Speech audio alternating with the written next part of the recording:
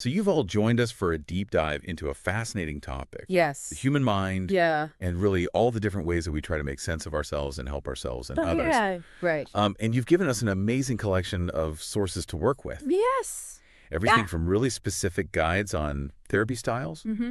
like CBT and ACT, Yes. to um, discussions about ethics, Yeah. in counseling and career development, and Mhm. even how our childhood experiences kind of stick with us into adulthood. Yeah. Absolutely. So our mission here is to pull out the key insights from this material. Right. Really give you something to think about in terms of Mm-hmm. why we think and feel and act the way that we do. Absolutely. It's a fantastic collection, Yeah. and it covers so many important parts of, our inner world and our outer world, Yeah. and how the different approaches try to make things clear and help people Okay, so to make positive changes. let's dive in. One of the main things in all of this material is cognitive behavioral therapy, Mm-hmm. CBT. Yeah. We hear about it all the time. Yeah. So what is the core idea behind CBT? So the main What makes it so impactful? The main idea in CBT is the link Yeah. between our thoughts, our feelings, and our behaviors. Okay. They all affect each other. Yeah.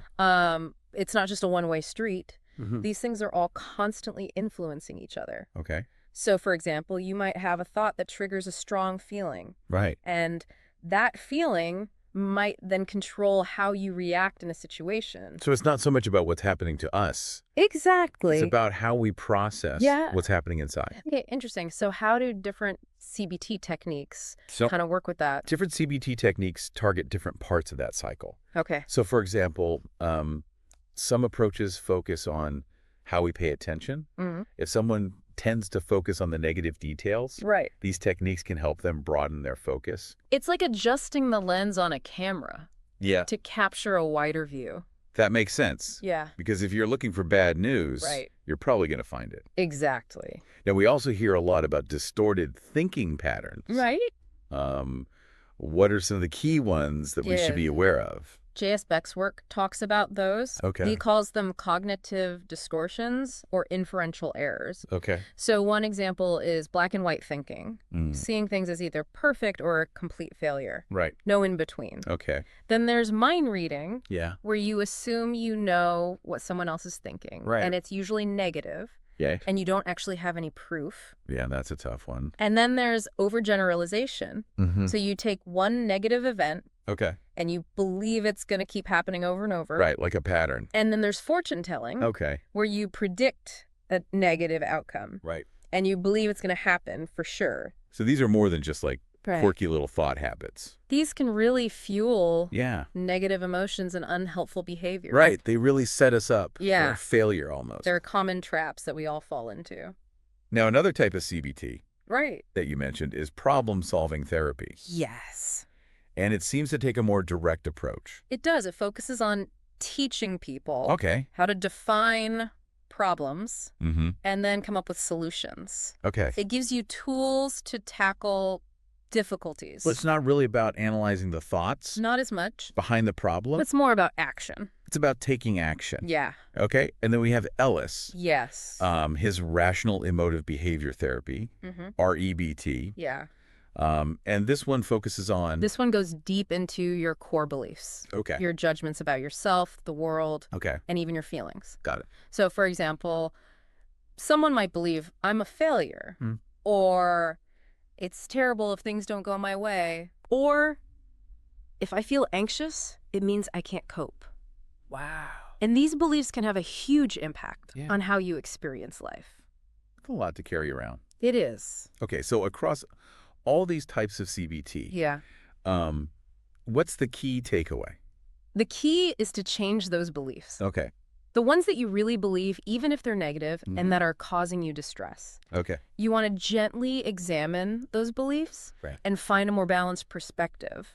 So it's about, is that, Makes sense. yeah, it's about shifting the story you're telling yourself exactly in a way that feels authentic Yeah. and helpful. Exactly. Okay. So it all comes back to. It all goes back to the Yeah. idea that it's our interpretation, not the events themselves, Right. that shape our reactions. That's a big one. And these patterns are learned Mhm. over time. Okay. So cognitive restructuring Yes. is the actual process? Cognitive restructuring is the process of actually changing those thoughts. You examine the unhelpful patterns, you challenge them, Right. and you try to create new ways of thinking. Okay, so you're retraining. Retraining your brain. Got it. Yeah. Now, one thing that really stood out to me Yeah. in the material was this idea of cultural sensitivity Right. when using CBT. That's crucial. Yeah. You have to be mindful of that. So can you talk a little bit more about that? So CBT often focuses on individual thoughts. Okay. But for clients from diverse cultures, Yeah. their daily struggles Right. might be more pressing. Yeah. Things like money problems or adapting to a new culture or language barriers. Yeah. These things might be more important. External factor. Exactly. So Right. counselors need to adapt. Yeah. For example, if someone is struggling with a job search, Right. you can't just challenge their negative thoughts. You Right. have to consider things like discrimination. Okay, so it's about seeing the whole picture. You have to look at the whole Yeah, yeah. context. Okay, awesome. Now, you also mentioned acceptance and commitment therapy, Yes. ACT. ACT. And it seems like it can work alongside CBT. It can. What's the main focus of ACT? So ACT focuses on helping people identify their values, Okay. what's really important to them, Yeah. and then set goals that align with those values. Okay. It's about living a life Yeah. driven by what matters to you. So it's not just about feeling happy. Right. It's about It's about me. living a meaningful life. Exactly. Okay. And one key part of ACT Yeah. is this idea of willingness. Yes. What does that mean? So willingness means being open to experiencing difficult thoughts and feelings that come up when you're pursuing your values. Yeah. It's not about getting rid of those feelings. It's about learning to not let them control you. So you accept that. It's like accepting that there will be rain Okay. on your journey. Yeah. If you want to reach your destination. I like that. It's a really good analogy. Yeah. Okay, so that's a really powerful way Hmm. to approach life's challenges. Yeah. Now, switching gears a bit, Yeah. several of your sources discussed psychological assessment. Right. What are some of the ethical considerations Yeah. that are really important in that process? Informed consent is crucial. Okay. The person being assessed Yeah. needs to fully understand what's happening, Right. especially if they have limited capacity to understand or if the assessment is mandatory. Okay. You have to explain things in clear language Right. and make sure they are willingly participating. So that's a really important That's essential. part of the process. Yeah. Okay, now what if an interpreter is needed? So if an interpreter is needed, Yeah. you need to get consent for that too. Okay. And any limitations due to the interpreter Yeah. have to be clearly stated in any reports. Got it. Confidentiality is also really important. Okay. And you have to keep the test material secure. Makes sense. Now, there are so many different Yes. psychological tests out there Right. that are mentioned in your sources. What's the reason for all that variety? So the reason there are so many tests Yeah. is because human behavior is complex. Okay. And we need different tools Right. to answer different questions. Okay. For example, the test of memory malingering Mm-hmm. helps us see if someone is exaggerating memory loss, Okay. which might be important in legal cases. Got it.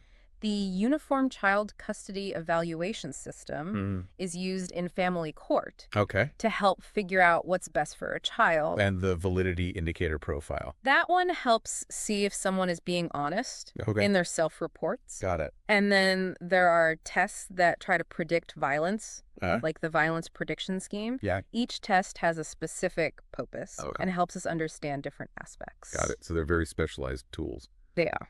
Okay. Awesome. Now let's talk about some other counseling and therapy approaches. Okay. In addition to CBT and ACT Right. that your sources describe. Okay. Let's start with behavior therapy. Yes. What's the main idea behind that one? So behavior therapy is based on the idea of learning. Okay. Our behaviors are learned, Mhm. both good and bad. Right. And they are learned through our interactions with the environment and our culture. Okay. The goal is to help people unlearn bad behaviors Right. and learn new ones. Got it. It's a structured process. Okay. You start with an assessment, Mhm. then you set goals, Right. and then the client practices new behaviors. So it's very focused on what people are doing It is. and how to change that. Exactly. That- And then you evaluate the progress Right. and adjust the plan if Right. needed. Now, how is person-centered therapy different? Right.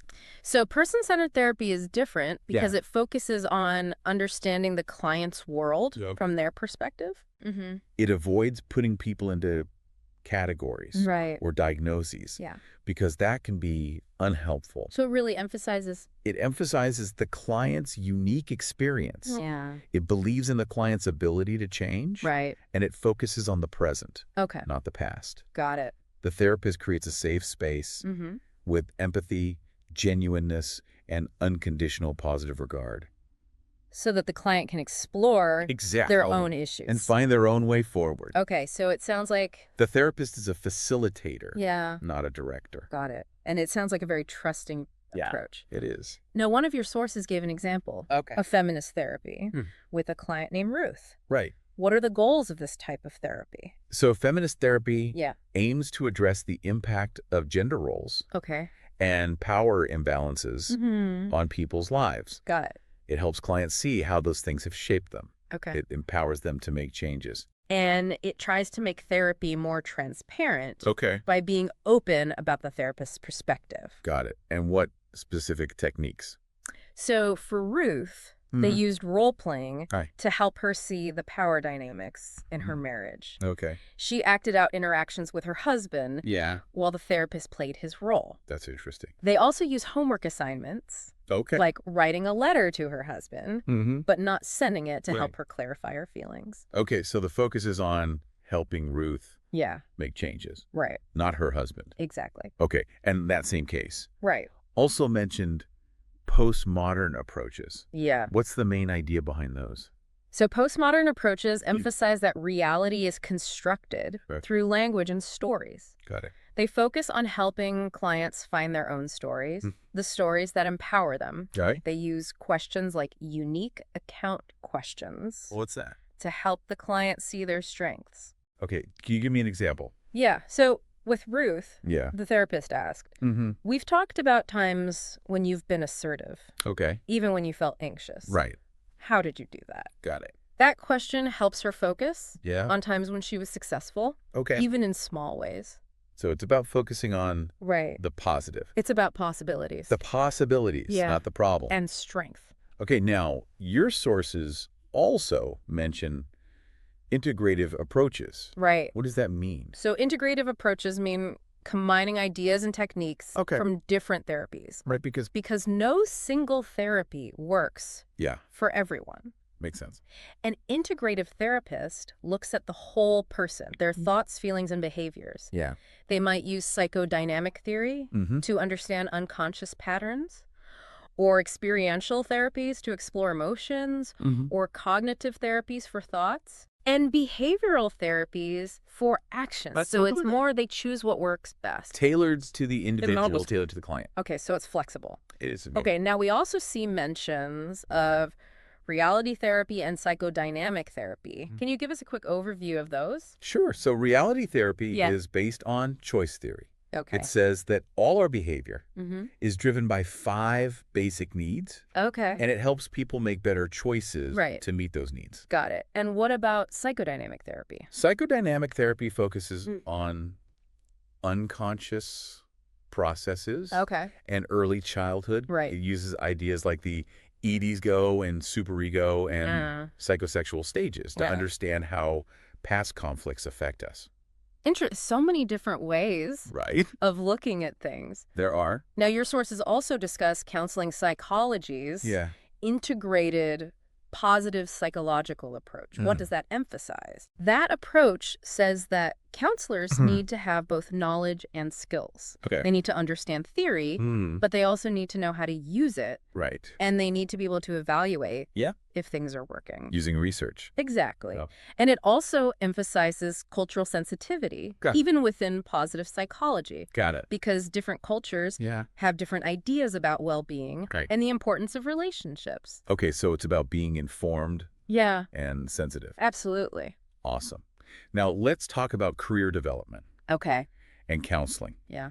Your sources highlight the exploration stage Mm-hmm. as a key period. Right. What happens during that stage? So the exploration stage usually happens between ages 14 and 24. Okay. It's when people start to figure out who they are in terms of work. Got it. It involves 3 steps. Okay. Crystallizing, specifying, and implementing. Can you break those down for me? So crystallizing means getting a clearer picture of your interests and abilities. Got it. Specifying means making choices based on that self-understanding. And implementing means actually taking steps to enter the field. Right. So getting education or training. So this is all about gathering information. Exactly. About yourself. And about the world of work. Okay, so it's a crucial time. It is. For self-discovery. You're planning. Now, your sources also talk about job performance in a way that's broader than just doing your tasks. Yeah, so it's not just about completing your assigned tasks. It's also about things like helping colleagues, being courteous, and being a dependable team member. So it's about... These are called organizational citizenship behaviors, or OCBs. OCBs, got it. And they contribute to the workplace culture. So it's not just about... what you have to do. Right. It's about how you do it. It's about going above and beyond. Yeah, and self-efficacy seems to play a big role in all of this. It does. So self-efficacy is basically your belief in your ability to succeed in your career. Got it. And this belief can be a huge motivator. Okay. It can influence what jobs you go for, how much effort you put in, and how you deal with setbacks. So believing in yourself can really help. It can create a positive cycle in your career. Now, according to your sources, how does this self-efficacy develop? So Albert Bandura talks about 4 sources of self-efficacy. Got it. The most important is performance accomplishment. Okay. So actually having successful experiences. Right. Then there's vicarious learning. Okay. So seeing others succeed. Then there's managing emotional arousal. Okay. So not letting your nerves control you. Right. And finally, there's social persuasion. Okay. So getting encouragement from others. Okay. And this all starts. And research shows that parents play a big role in developing their kids' self-efficacy. So early support is really important. It is. Okay, let's move on to boundary issues. Okay. And ethics in counseling. Right. The counselor-client relationship is described as fiduciary. What does that mean? So fiduciary means it's a relationship built on trust. Okay. Where one person, the client trusts the counselor to act in their best interest. So it's a big responsibility it is. For the counselor. And because of that, counselors have to be very careful about boundaries. Okay, now one boundary that's really emphasized is sexual contact. What are the consequences? So the sources are very clear. Okay. Any sexual contact between a counselor and a client is completely unethical. Right. And it's also illegal. Okay. It's a huge abuse of power, and it can really harm the client. Right. Counselors who do this can lose their license, face legal action, and damage their reputation. So it's a very serious issue. It is. What if a counselor starts to have feelings for a client? So having feelings for a client is not uncommon, but acting on those feelings is never okay. Right. The counselor needs to seek supervision and maybe even personal therapy to understand those feelings and make sure they don't affect the client. Got it. And what if it's the other way around? So if the client has feelings for the therapist, you need to address those feelings openly and professionally and redirect the focus back to the client's goals. Got it. Now, your sources also mention co-leadership in group counseling as a way to model healthy relationships. Right. How does that benefit the group? So having 2 leaders allows the group members to see a healthy relationship in action. Right. The leaders should show respect, communicate clearly, and manage conflict well. So it's a real-life example of interactions. It's for showing, not just telling. Okay. And ethical guidelines from groups like the ACA and ASGW are also mentioned. Yeah. What are some key ethical principles? So those guidelines emphasize that leaders need to know the rules. Okay. The ethical codes, the laws, and the guidelines for group work. Right. They also emphasize cultural sensitivity. Okay. And addressing injustice. Got it. Leaders need to be aware of their own biases. Right. And create a safe space for everyone. Okay, so it's about being ethical. It's about being responsible, and culturally aware. Now let's dive into the actual dynamics of group counseling. Yeah. The first stage often involves anxiety. Right. What's the leader's main job? So in the beginning, people are usually anxious. They're not sure what to expect. Right. The leader needs to create a welcoming space. Okay. Explain the rules and help people get to know each other. Right. Slowly. Right. Not push them too fast. Don't push them too fast. Okay, so building that foundation of safety is really important. It is. And then the focus shifts to... Then it shifts to here and now processing. Okay, what does that mean? So here and now processing means focusing on what's happening in the group. In the moment. Right now, instead of talking about the past or outside relationships. And this helps. This helps people see their patterns in real time. So the group becomes like a... It's like a microcosm of the real world. The little world where they can practice. Exactly. Now, what about conflict? So conflict is normal. Yeah, it's going to happen. It's part of the process. So how does a leader handle that? The leader needs to manage it in a healthy way. Right. They create a space for different opinions, help people communicate, and guide the group towards resolution. Okay. They shouldn't suppress conflict or take sides. Got it. They should help people understand the underlying issues. Okay. And what about the ending? So the ending of a group. Yeah, the termination phase. The termination. It's important to handle that well. Yeah. Because it can be a chance for a healthy ending.